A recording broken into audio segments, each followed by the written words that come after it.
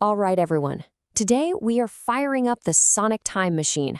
We're about to take a high-speed trip through 5 decades of hip-hop, exploring how the sound, the culture, really, the very soul of the genre has transformed. From block parties in the Bronx to a legit global phenomenon. You ready? Let's get into it. So strap in. We're about to drop the needle on history, and we're going to go decade by decade to really understand how this incredible art form just keeps reinventing itself. Our first stop, right back where it all began. And here we are, the 1970s, in the Bronx, New York. You gotta picture it. Out of all this urban decay, this raw, creative energy was just exploding from street corner parties. And this wasn't about polished studio stuff, no way. This was about DJs using a pair of turntables as a brand new kind of instrument, igniting a cultural fire. And this, right here, is the absolute bedrock of hip-hop. It's called the break. I mean, it was just pure energy. See, a DJ named Kool Herc had this brilliant realization at his parties. The moment the crowd went wildest was during the instrumental drum solo. So what did he do?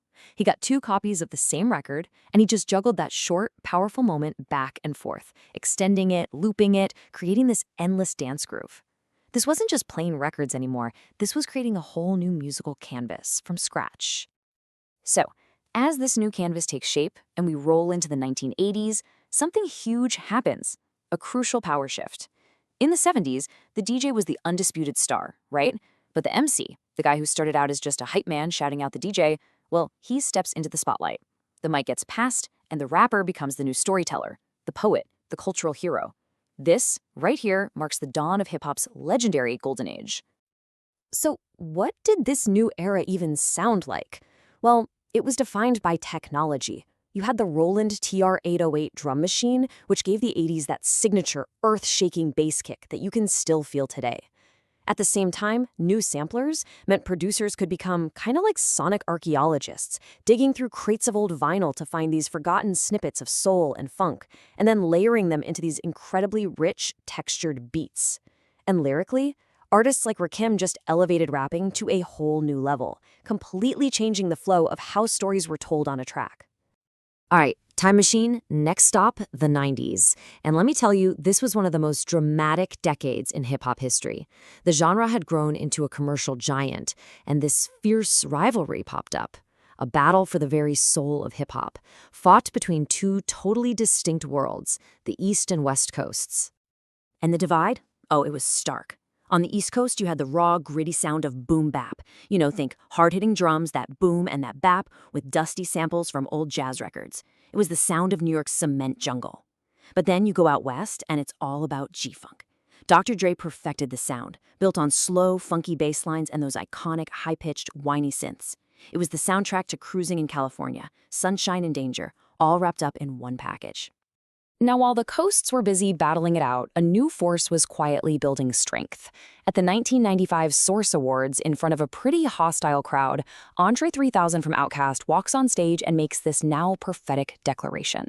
It was basically a warning shot, signaling the next great power shift in hip-hop as we headed into the new millennium. And you know what? He was absolutely right. The 2000s belonged to the Dirty South. But it wasn't just one sound. It was an explosion of different styles. You had crunk, this super high-energy, club-shaking party music. You had the rise of the super producer, with guys like the Neptunes and Timberland crafting these futuristic beats that took over not just hip-hop, but all of pop radio. And then you had the warm, nostalgic feel of chipmunk soul, which was made famous by a young producer from Chicago named Kanye West. The South didn't just have something to say. It had a whole new language.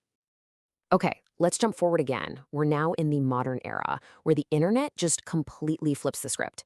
Streaming, social media, it all dismantles the old industry machine, creating this world of infinite styles where an artist can literally become a global star right from their bedroom. And if one sound defined the 2010s, it was trap.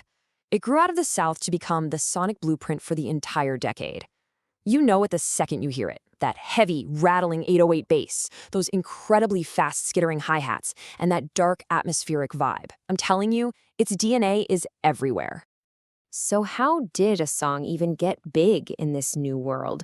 Well, the whole formula got rewritten. You can forget needing a massive record label. Now it starts with a viral sound, maybe a 15-second clip on TikTok. That social media explosion drives millions of streams on Spotify, which then pushes the song onto the official charts. Virality became the new currency. And honestly, nothing shows hip-hop's new global, borderless nature better than the journey of drill music. It starts in Chicago, right?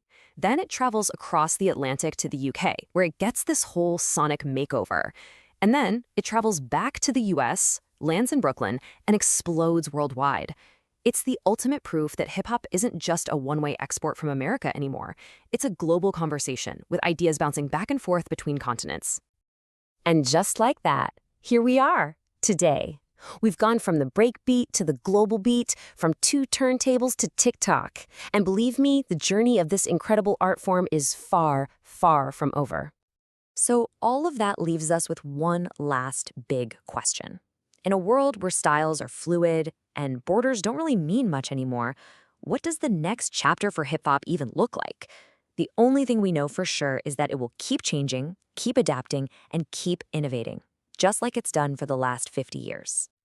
Now look, learning about this journey is one thing, but hearing it is something else entirely.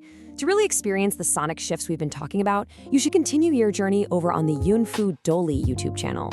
You can find the full hip-hop time travel music mix there, and it'll let you actually listen to the sounds of each and every decade firsthand. It's totally worth it.